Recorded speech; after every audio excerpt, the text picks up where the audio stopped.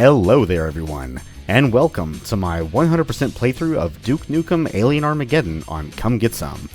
This is episode 9, Hail to the King, baby, and this is level 1, Infestation. The story so far. Chapter 1, New Invasion. Dr. Proton colludes with aliens from the planet Veranos to disable the EDF defense grid and launch a new invasion of Earth. Proton is defeated, but the invasion continues. Chapter 2, Duke It Out in DC. A hard-fought battle in Washington, D.C. ends with a revelation. Alien Emperor Brackus is broadcasting the war for entertainment on his home world, Veranos. He promises to halt the invasion if Duke and Bombshell come to Veranos and fight there as gladiators. Seeing no real choice, they agree. Chapter 3, Space Gladiators. Duke and Bombshell become gladiatorial. I think it's just gladiatorial. Duke and Bombshell become gladiatorial stars in the Fragathon contest on Veranos, despite Emperor Brackus' best efforts to ensure they die in battle. With the inside help from the dissident Princess Deanova, our heroes escape the gladiatorium. They are joined by the mysterious bounty hunter Mando. Together, the quartet steal a ship and head for Earth. Chapter 4, Hail to the King, baby. The journey to Earth on the stolen science vessel has been slow due to the hyperdrive malfunctions. Today, a power outage has trapped Duke and Bombshell in the mess hall. Switching to backup power, Deanova leaves Mando on the bridge to investigate the situation. And action. Well, everyone, welcome back. Welcome one, welcome all. On the time of recording this, it is January the, 11th. I did take a bit of a break between Resistance and this episode because, I'm not going to lie, I kind of needed one. For a personal reason and for a non-personal reason. But we are back. We are finally here in the final new episode of Alien Armageddon, Hail to the King, baby. And we are on board the very ship that we stole, or borrowed, at the end of Space Gladiators. And remember, at the same time that Space Gladiators was going on, Resistance was going on as well, in the background. So this chapter picks up where we left off at the end of Space Gladiators. Duke and Bombshell, Deanova, and Mando board this ship to go from Veranos back to Earth. It looks to be a bit of a bumpy ride, so let's get things going. The power has been cut off, so Duke and Bombshell are trapped in the mess hall. So it is up to Deanova and Mando to save the day. So, let's get things going. And yes, we are playing as Deanova. She has wrist blades for her starting weapon. She can also do a kick.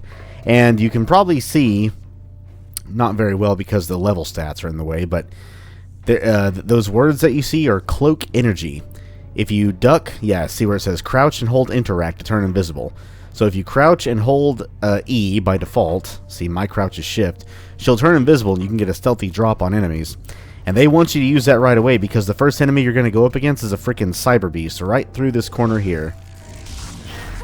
So we'll just slice them and dice them.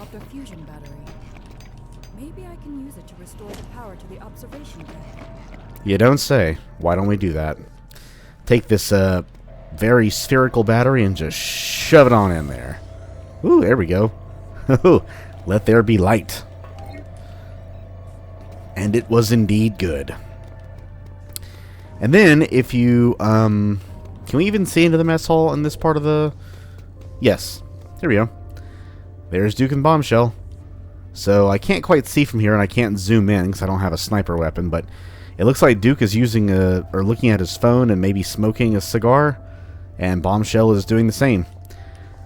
Well, if you're trapped inside of a mess hall, I guess there's not that much else to do. But, let us get things a-going, shall we? I will need to use my wrist blades to climb this wall.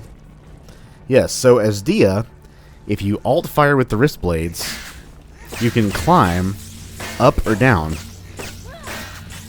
Also, you'll notice Deanova looks differently than she did back in Space Gladiators. This is her Earth disguise.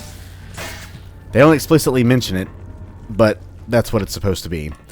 But, similar to any other character with a blade weapon, like Wes, for example, if you fall all the way down and alt fire right before you land, you eliminate all fall damage. Oh yeah. I love exploiting that. And what is that flashy thing right in there?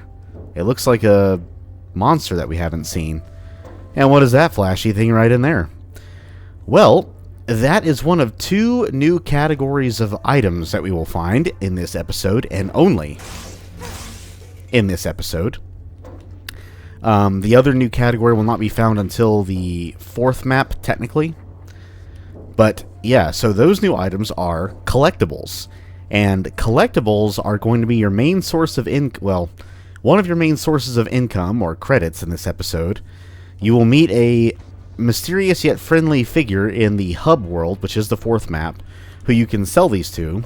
Or, well, you will sell them to, because they just leave your inventory and go to his display stands, as you'll see. And for every single one that you return, you'll be gifted 3,000 coins. 3,000 for every single collectible, and there's 51 of these to collect in total.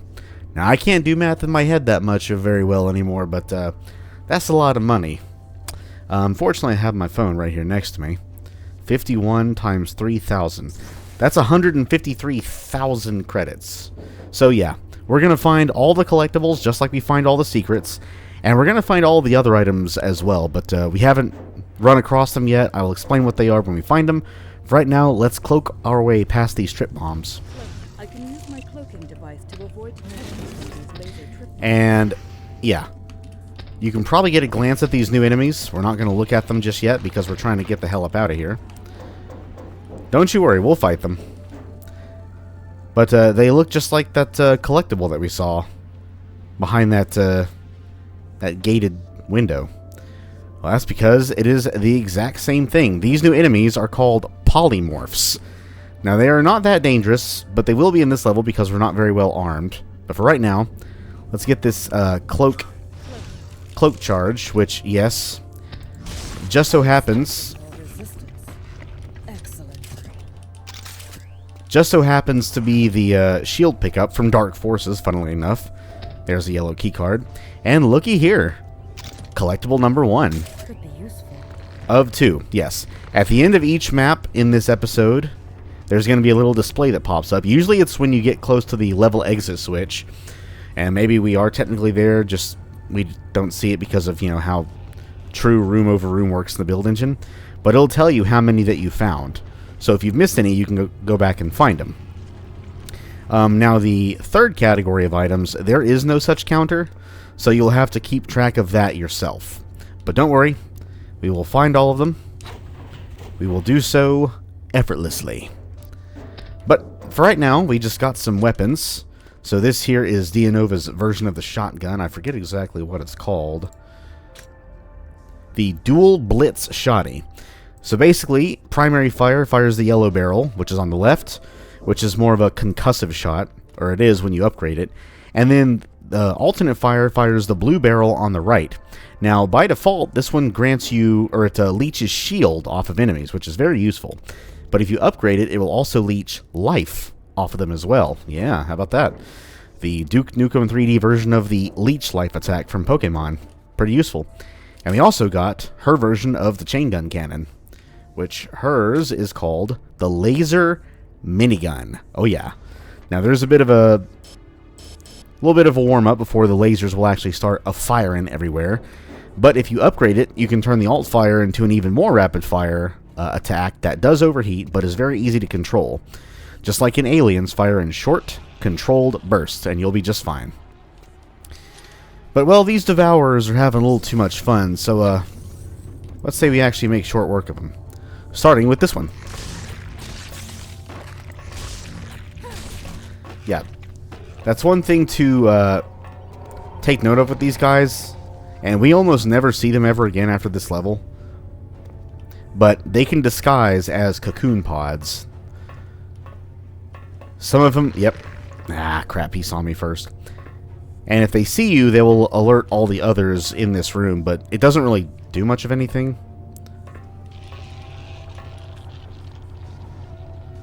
I want to wait till he transforms back. There's an audio cue when they do that. He hasn't yet. Come on. Transform, you thing. Come on. Okay, I don't think he's going to. You know what? Let's just leech shield off of him. And then we charge, and we strike, and we swipe. Whoop! And then we get the hell up out the way. I love the reload animation on this thing. It's so funny. Ha! Slice and dice. Oh, he spat on me. Fortunately, we have a pair of boots, so it's not the end of the world. Should we go ahead and take care of the ones in there? You know what? No, let's go to the other side first. The other outside room. The ones inside that smaller room are much more isolated, so we'll go after these ones first. Oh, but the lasers are still there. I could cloak my way towards them. Matter of fact, in a lot of my previous runs, one of the polymorphs actually triggered the laser trip bombs themselves. So that eliminated that threat, but not this time around, of course. So, screw it. We'll go in here first. And for some reason, the polymorphs can barely... Hello? Oh. Oh, there we go. He just detonated the trip bombs. For some reason, they can hardly ever actually shoot through this window here. They have to rely on that poisonous mist being the thing that actually hits you, but oh well. Alright, who wants some dual blitz?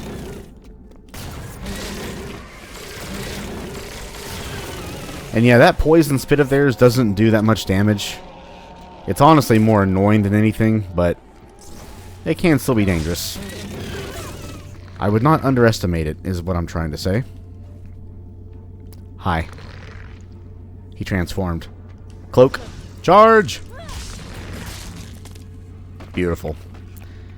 Although I think if you kill them while they're still disguised, they don't drop any coins, but I can't really confirm that. Alright. Well, that's one side down. Let's go for the other side. I think there's only like 3 left. And get some more cloak energy. You're fake. Yep, yep. Oh, crap. Why did I walk on top of him? Ha! Suck blades, bitch. Okay, you're actually a real cocoon pod. That one is not. But I think there's another one. Yeah, he's right over there. Oh, nope, that was a fake. That was not a fake. Oh, is there only 2? Oh, I think one died in the, trip bomb explosion. That would make sense. Do one more little pass through here just to see for sure.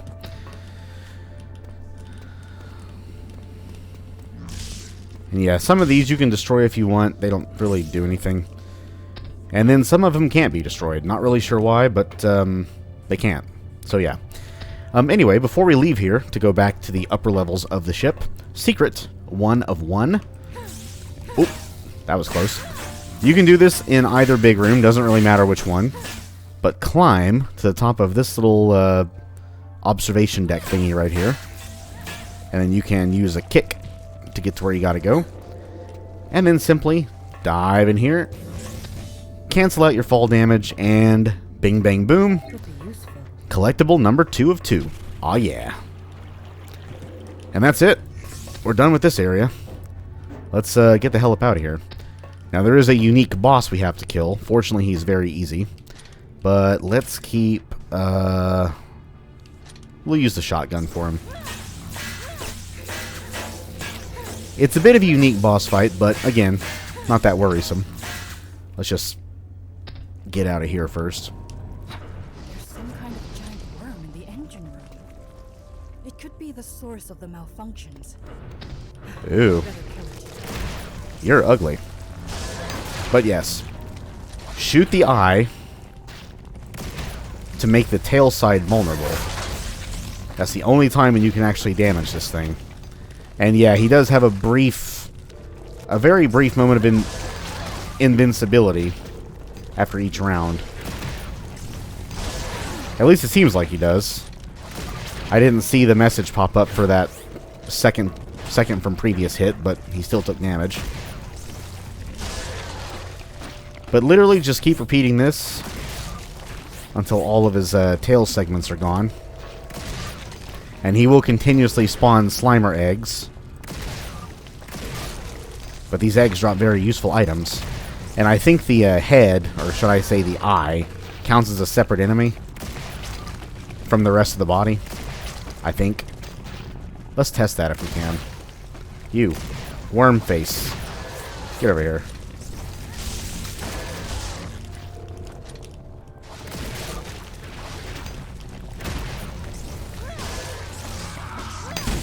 Yep. Oh, hello. And that's it. And yeah, we immediately jump into Infestation Part 2. And this time we get to take control of Mando. Oh yeah. So this episode introduces you to how both of the new characters work immediately, which is a great way of doing it, I think. Now these levels are admittedly not very long at all, but fear not. When the episode really gets going, which is actually the third map,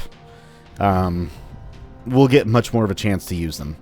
And that is exactly what we shall do, but for right now we'll just have to settle for these tutorial levels, which, again, not very long, but that's kind of how tutorial levels are supposed to be.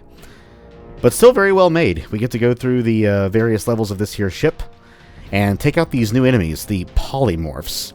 Now, do you remember, you probably recognize them by appearance, we did see a few non-hostile Polymorphs back in the Gladiatorium, in Space Gladiators, so that is what those things are called. And we, of course, find the collectible of them right away, just so we don't forget what they're called. And I don't think we see them literally anywhere else in this entire episode. I think it's this one level. Actually, no. No, that's wrong.